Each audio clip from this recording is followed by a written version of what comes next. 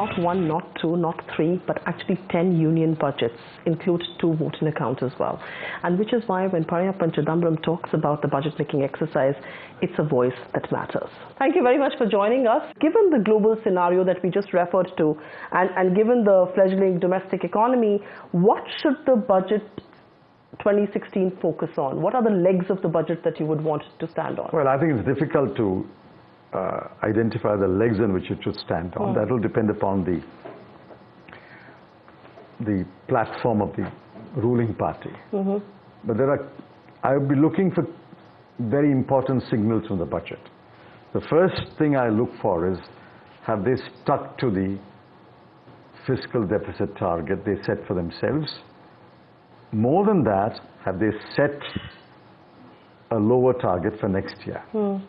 Not only Moody, not only the rating agencies, not only investors, the whole world will be focused on that. And if somebody believes that that's just a number, I think he or she is being naive. I look for that. Secondly, I look for what are they doing about the acute rural distress. If you ask me 6 months later and the situation has not improved, I would have to find a word stronger than acute. Distress in rural India is acute. They must address it. They must find ways in which the rural economy can be revived. More money can be pumped into the rural economy so that people have better incomes. I look for issues like what they're doing about Maganrega, Pradhan Mantri Gram Sadak Yojana, the accelerated irrigation benefit program, the initiative that we took in tribal areas for providing infrastructure. Those are vehicles to pump in money into the rural economy. They have completely ignored the distress of rural India.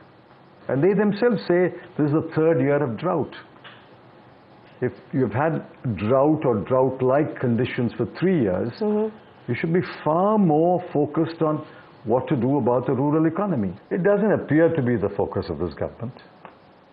They have spent more of their time and energy wooing foreign investors. But most finance ministers would do that. There is investment that's waiting to come into India. Why wouldn't you woo it? There are other ministers who should have focused on the rural economy and got the finance minister to pay attention to those matters. I will talk to you about rural economy in a moment from now, but the first point that you raised was fiscal deficit. And just to be the devil's advocate once again, they say there are liabilities. First it's OROP and then of course the 7th pay packet recommendation. So that's one part of why they are liabilities. I've been in governments and implementing at least 3 pay commission reports. I will come to that in just a bit. And the second part they say is that we want to increase investment in infrastructure. We want the public sector to be the engine of investment right now. And which is why, if at all they do expand the deficit, it will be on account of these two. So one is of course the liability portion and other is the investment. Can we afford to let the deficit expand? According to you, no. But given the 2 scenarios, how would you refute both? And why would you refute I'm both? quite clear in my mind. You have to stick to the fiscal deficit, period. Sticking to the fiscal deficit, you'll have to find ways to raise tax revenues and non-tax revenues. And to tap into the savings of foreign countries, which is investment into India. The answer is not to borrow more. You cannot borrow and spend your way out of problems. Remember we tried that in 2009, 10, 11, and we paid a price. 5 years, yes. We paid a price. Yes, it's a textbook approach to an immediate crisis, but that's not a permanent solution. Borrowing and spending is no solution to your problems. You understand budget math. Do you think the finances are comfortably placed? Because the argument from North Bloc almost is that finances are stretched. I don't think so. They got a bonanza through oil. I've calculated that the government share of the bonanza was about 1,40,000 crore. Without that 1,40,000 crore rupees, they could not have met the shortfall in overall tax revenues, shortfall in disinvestment, and the increased fiscal deficit because the nominal GDP growth has been lower than they anticipated. Without this 1,40,000 crore, they would have been in terrible shape. They should actually raise a toast to low oil prices. So 1,40,000 crore is a windfall that the government has been able to make. Absolutely. Have they been able to leverage it well, according to you? No, they have filled three big gaps. The gap in tax revenues, the gap in disinvestment revenues, and the increased fiscal gap. But will you grant them the fact that they've made an effort to invest in infrastructure? Yes, in the road sector, yes, but not otherwise. Where would you want to see infrastructure investment happen? Well, I want infrastructure happening in irrigation, in railway, in other modes of transport. Let me turn focus. You know, this budget is being presented in a time where there is a raging public debate of sorts on the bank NPAs, and the government has very categorically blamed your government more than once now. Because they have no one. Let me finish. Because that's their standard argument. Every government inherits a situation in which there are strong and weak points. They must also admit then they inherited a situation after 10 years where the decadal growth was 7.7%. They should admit that. They should admit that they inherited a situation where the foreign exchange reserves were close to $300 billion US. Therefore, no point saying we inherited this. You've been in office now for 20 months. It's your business to tackle NPAs. What they're essentially saying is that the UPA government was perhaps a little too lax in handling the NPMS. Not enough pressure was put on the banks to recognize the stressed assets, which is why the mess. Would you shoulder some part of the blame? That's not correct. Why not? The NPA situation has deteriorated because of the downturn in the economy, because of the global recession. Wherever there is a global recession or a domestic recession, it reflects on a bank's balance sheet. NPAs will rise. Right. You'll have to make a distinction between the willful defaulter and the victim of a downturn. I'm of the firm opinion that the overwhelming number of borrowers in the MSME sectors, micro, small, and medium enterprises, are not willful defaulters. They are victims of a downturn. And you have to hold their hand until the economy turns around. Willful defaulters, yes, read the Riot Act and go after them. But I think you have to do both. Read the Riot Act to the willful defaulter, hold the hand of the victim.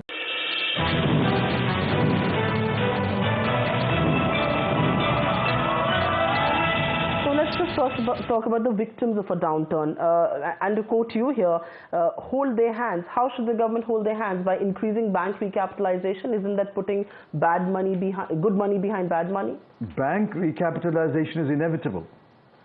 Our banks are undercapitalized, and if they have to grow their book, you have to put in capital. Because there is a capital adequacy ratio prescribed by Basel norms. Why can we not take leave from those Basel norms? You have took that liberty. No, Why you can't take leave because your credibility of your banking system will fall in the eyes of international bankers. Nobody will open a letter of credit or honor your letter of credit if you depart from Basel norms. So is the only solution... We are part of the Basel norm makers. How can we depart from Basel norms?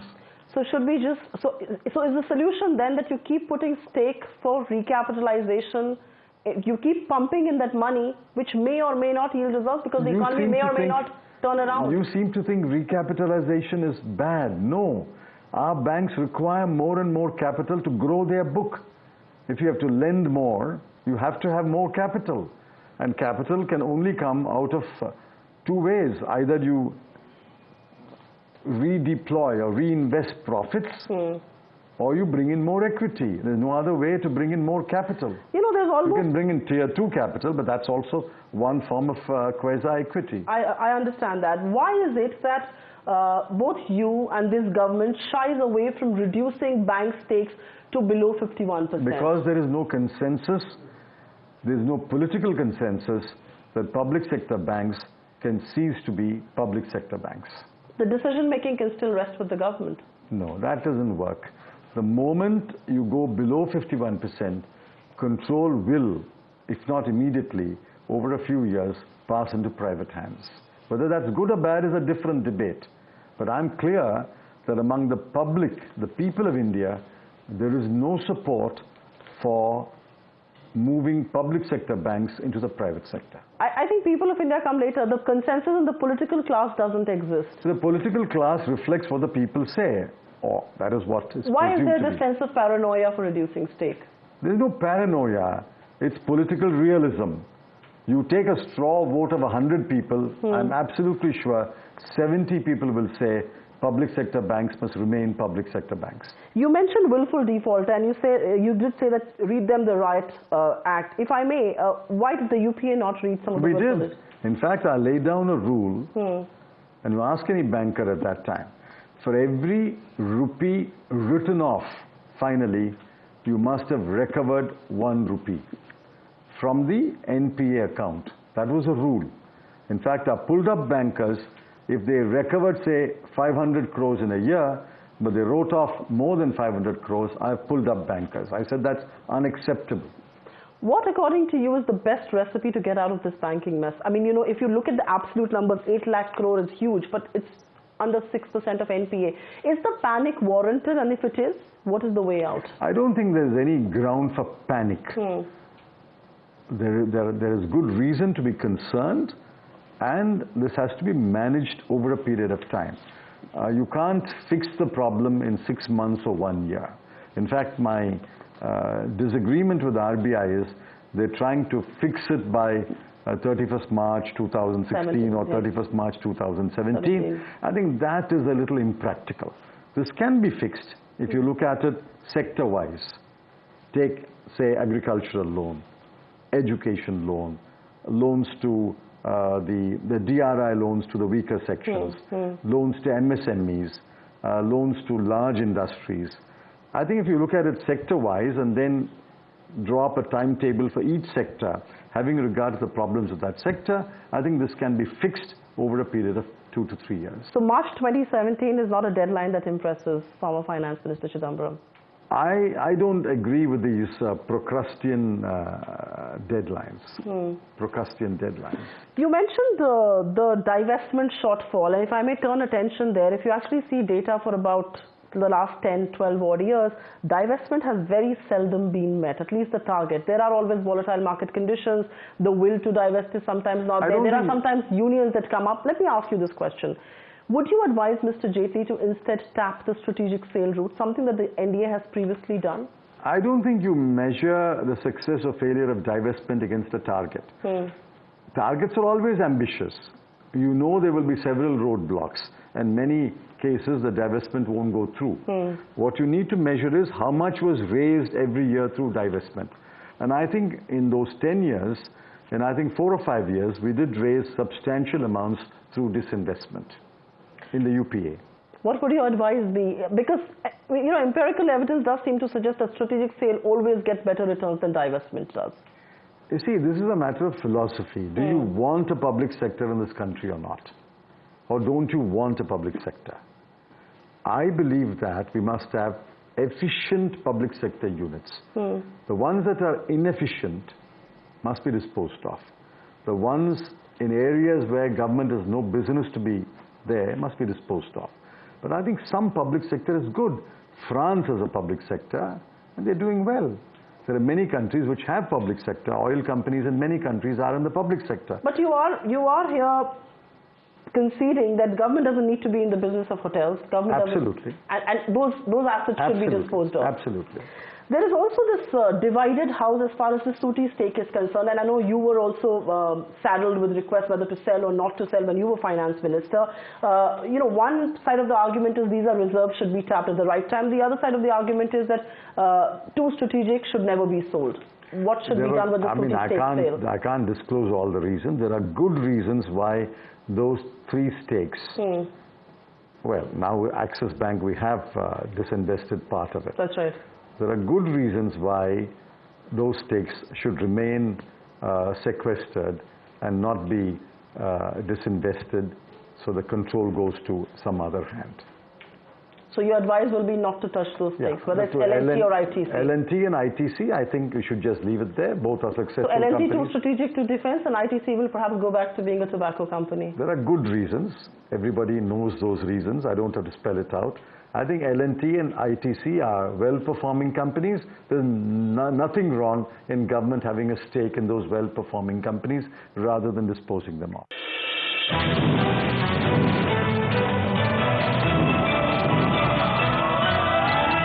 Markets very recently had knee-jerk reactions to some of the speculation that was rife, and one of them was that the government will perhaps look at tweaking the long-term capital gains tax norms because it was intended for the retail investor.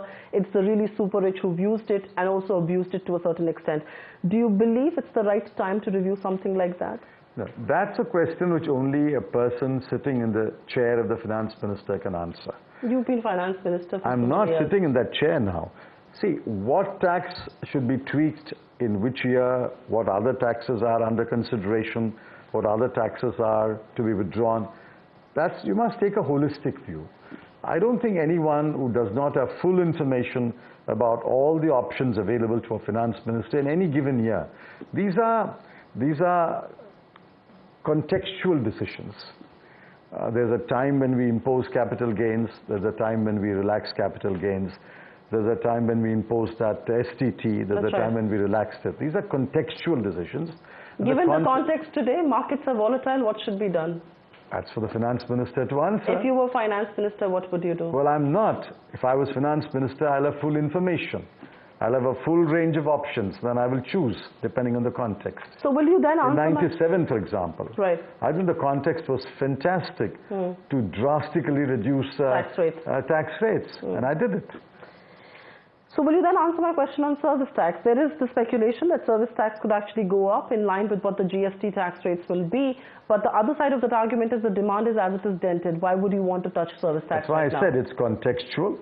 Service tax must eventually confluence and find congruence along with excise duty and VAT at the GST rate. Eventually they must converge at a point. Right. Question is, given the demand situation today, given inflation, WPI negative, CPI rising, is this the time to tweak service tax? Is a call which only the finance minister can take. You said the government has muddled through 2015, 2016. Why are you being so uncharitable? They've made, just to give the devil its due, they've made a few changes here and there. Yes, the economic revival has not happened as much as was being anticipated. Did you give them 282 seats in parliament, plus another 50 odd for their allies, in order to do a few things here and a few things there? You gave them this massive mandate to push through reforms, to bring about structural changes, to take bold measures. With 140 or 150, you can fix things here and fix things there. But with 282, you should have been bolder. The standoff is really in the Rajya Sabha. The government doesn't have the numbers there, and the opposition is rather acrimonious. For financial matters, the majority in the Lok Sabha was more than enough. But this government should have had humility and a spirit of accommodation, given the fact that they do not have a majority in the Rajya Sabha. What would you have done? I would have repealed AFSA. If I was in charge of making that decision with 282, I would have repealed AFSA. And what else would you have done? I would have, of course, passed the GST. Passed the GST. I would have repealed the retrospective tax, the so-called Vodafone tax. Why did you not repeal it when you were finance minister? I did not have 282. But you were finance minister. I didn't have a majority in the Lok Sabha. But wouldn't the opposition have supported you? They would not have. In fact, they would have accused me of corruption, of doing a deal with Vodafone and giving Vodafone a bonanza. The other bill, of course, that a lot of people would want to see and has not still happened is the GST. And so you and I. But won't you and I both agree that this is stuck in a political logjam? No, it is stuck in a legal and drafting logjam. The three issues that we have flagged are serious issues. The Chief Economic Advisor has strongly endorsed, in his own way, the rightness of the issues that we are raising. One of the three that you've raised. No, he agreed that 1% is a retrograde tax. That's right.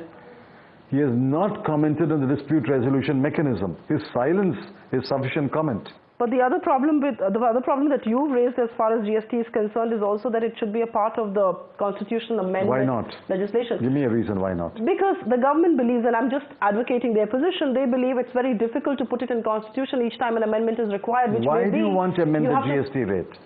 Because there may be an emergency, there may be a natural calamities. There is income tax, there is corporation tax, there is customs duty. You don't want to touch direct taxes. You want to touch a regressive indirect tax like GST, which falls on the poor and the rich alike for emergency.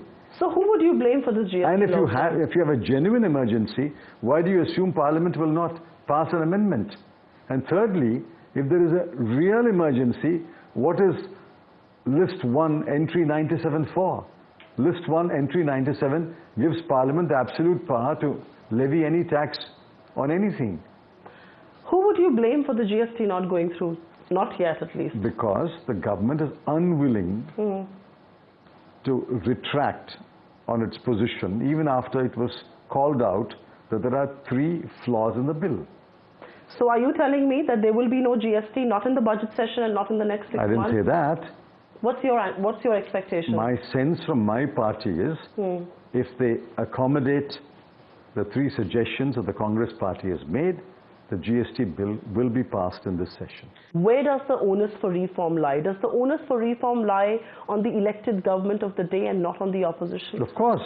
The onus for proposing reforms, pushing reforms, building a consensus on reforms lies in the government. What is the role of an opposition then? The role of an opposition is to be vigilant, support the government when it is in the national interest, and point out the flaws in what the government is doing or what the government is legislating.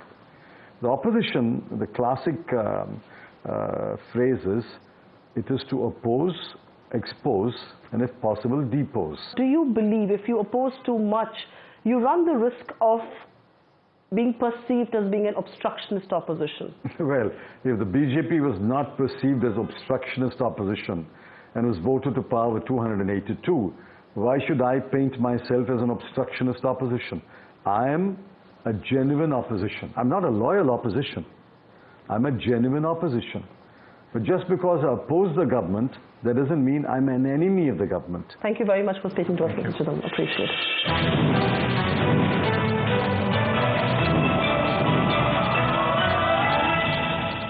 Find us on Facebook at facebook.com/ETNow and don't forget to click the like button. You can also follow us on Twitter at ETNowLive. To stay updated with all our programming, hit the subscribe button on our YouTube channel by logging on to youtube.com/user/ETNow.